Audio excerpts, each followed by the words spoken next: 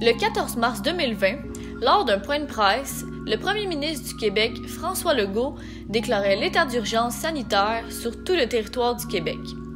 À cette même date, l'Institut national de la santé publique du Québec annonçait l'interdiction de tout rassemblement intérieur et extérieur engendrant du même coup de nombreuses conséquences sur le secteur de l'événementiel. Les festivals ainsi que les événements sportifs, culturels et corporatifs ont tous été annulés. Tous mes contrats qui étaient en cours pour 2020, c'était annulé. C'était très négatif. Je dirais de mars à début mai, c'était pas mal dans le négatif, mais rapidement en avril, j'ai réorienté le bateau, puis on a misé sur notre expertise qui était déjà virtuelle, qui existait déjà chez Suite 22, mais qui n'était pas présente. Autrement dit, les entrepreneurs en événementiel ont dû user d'ingéniosité et de créativité pour réinventer leur méthode de travail en prenant un virage 100% numérique afin de préserver leur impact auprès de leur communauté.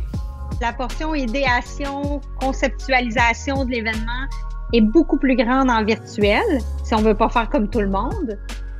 Puis la plupart des gens, ils copient-collent, hein? Ils font ce qu'ils ont déjà vu, puis ils se réinventent pas. Puis mon voisin m'a invité à un événement, ils ont reçu une boîte gourmande, se sont connectés, ils ont mangé tout le monde ensemble. Oui, super.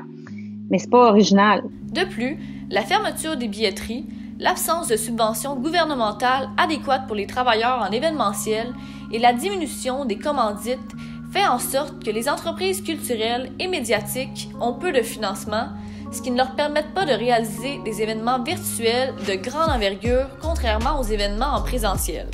Quand on fait quelque chose en virtuel, les coûts sont encore là, mais les revenus ne sont pas nécessairement là. Alors, par exemple, un gala, si tu payes 100 $ pour aller voir un gala juste pour rire, mettons,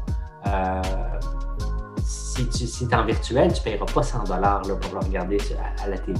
Auparavant, 59,8% de la population québécoise, soit 4,8 millions de personnes, participaient à au moins un événement de leur région au cours d'une année.